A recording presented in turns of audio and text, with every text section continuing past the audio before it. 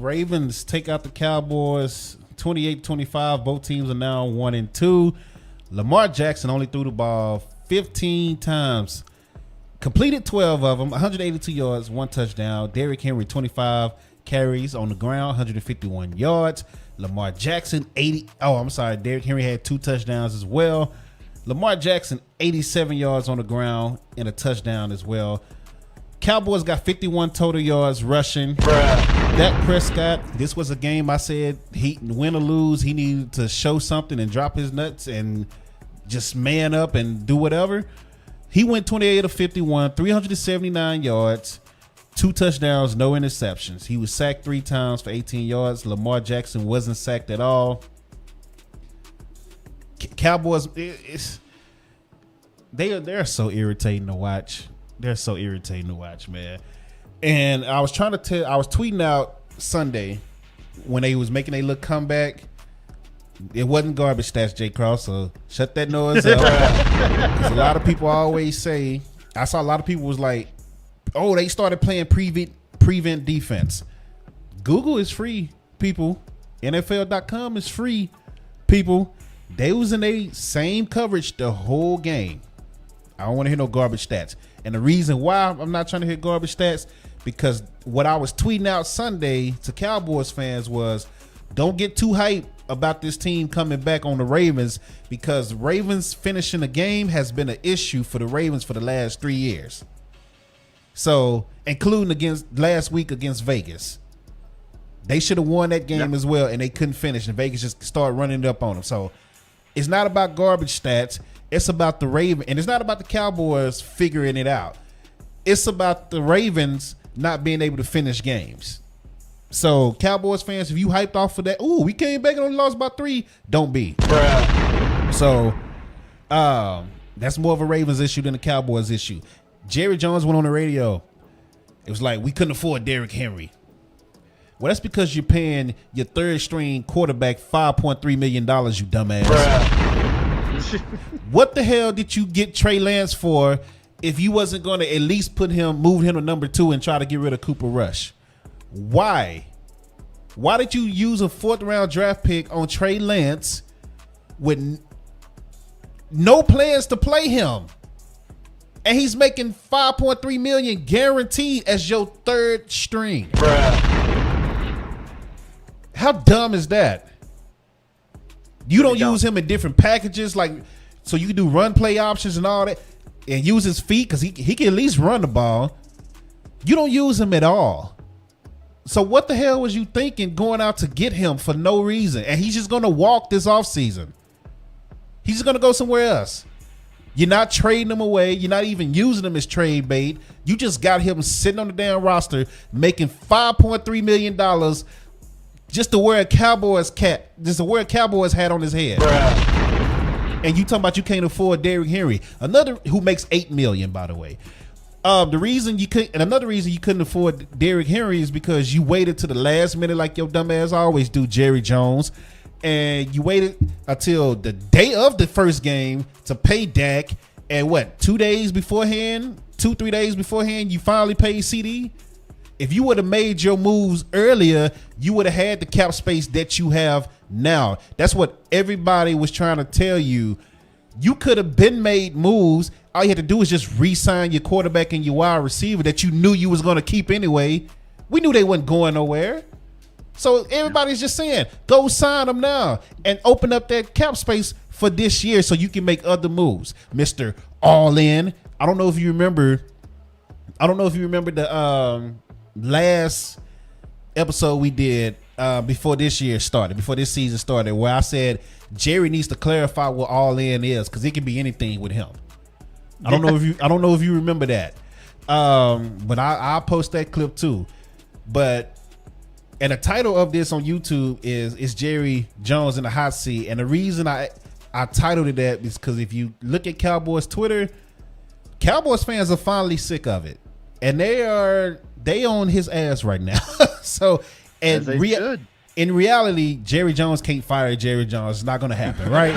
But their hope is that they create enough heat on him from the fans that ESPN get to talking, which ESPN did mention it today, so it's getting up there. It's getting out there, and then the media, the national media, would start asking Jerry questions and just getting on his nerves about the Fire Jerry Jones movement until he finally starts making deals and trades and all that stuff.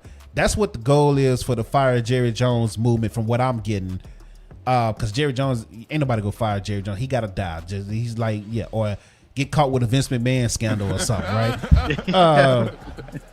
But bro, you bring in Dalvin Cook and you refuse to move him up. Why? As a team, you're getting 51 yards a game as a team, and you got Dalvin Cook, and you don't even want to at least give him a try. Why the hell did you sign him? And again, why did you sign Trey Lance? My biggest issue that I had with them was they let Stephon Gilmore walk, and they didn't even attempt to go get another veteran DB or somebody with some experience to shore up that DB room. I tweeted saying, look, you either need to re-sign Gilmore or you need to sign somebody else. Somebody that's cheap and good. Pat P, whoever. Just somebody, right? That can just fill in when you need them to fill in. Yes, you got Trayvon Diggs coming back. And at that time, you had Deron Bland as your two outside cornerbacks. But Jordan Lewis get hurt every season at some point. So that's another reason. Last year, you brought in Gilmore to have 3 lockdown DBs. Unfortunately, Diggs got injured, and you weren't able to experience that at all. This was your chance to finally experience it with them healthy, but you didn't re-sign Gilmore. Yeah, Diggs is back, but Diggs is coming off a major injury. That's not an easy injury to come back from. And when Deron Bland comes back, he's not going to be 100% like that. It's going to take him some time as well. So common sense says go get another DB to shore up that DB room and that unit. Donovan Wilson, I don't even know why the hell he's still starting at safety. Like, he's a good tackler. He's a good hitter. That's it. You sign some great value D tackles at last minute for cheap and talking about, see, we trying to fix the run game. We trying to fix the run game. They were on the bench. I'm sorry, not even on the bench. They were on the couch at that point of free agency for a reason. Phillips is getting pushed around 15 yards back. So you was like, hey, you hurt your wrist, go to IR. Mozzie Smith, I don't know why the hell you drafted him. I wasn't happy when you drafted him. Cowboys content creators and some fans tried to scout and hype him up and say Mozzie is this and he can do this and he can turn into this. I was never high on Mozzie Smith. Never. I didn't understand it then. I don't understand it now. Your right tackle, same issue. People were high on Terrence Steele because he had one solid year. They high on Terrence Steele. You need a right tackle. So get ready to draft a right tackle or sign a right tackle next year or whatever, because Terrence Steele is not him. What you could have done and what you should have done is you should have taken Tyron Smith, kept him at tackle, left tackle, because he was coming off of one of his best years out of the last 4 years, injury-wise and everything. And then you could have took the tackle that you drafted out of Oklahoma and kept him at right tackle because he played right tackle in college, instead of having to move him to left tackle and replace Tyron Smith when Steele over there is trash. So it's so many dumb things that they've done that just doesn't make sense.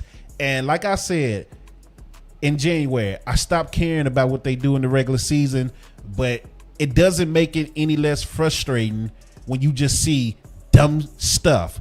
Stupid is stupid, and stupid irritates the hell out of me. When a normal person like myself, other content creators, people in the media, normal people who's never been a scout, never been yada yada in the NFL, college, or whatever, if we're able to call stuff out and see it clear as day, why the hell can't you see it, Jerry Jones? And you've been in the NFL for damn near 30 years, probably over 30 years. I don't even remember when he signed. You've been over 30 years, actually.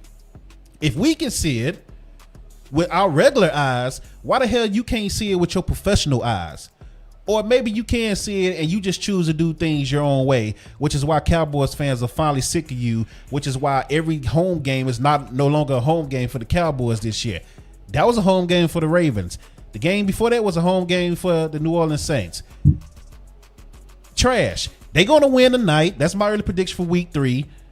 And the Cowboys fans are going to get hyped about that shit. It don't mean nothing. The Giants suck. Bruh. Even though they beat Cleveland. Cleveland suck too. The Giants suck. Cowboys fans gonna get hyped. Your owner is an idiot. His son is an idiot. Like, the only Jones I like is Jerry Jones' wife, is because she just decorates the stadium and minds her business. So F the Cowboys. That's all I got on that, man. You can talk about the game if you want to.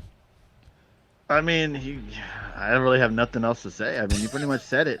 I mean, if anyone would know more, then it would be, I mean, you, who's a valid Cowboys fan. I mean, they always are this team that, always has these high expectations, but they always do not succeed.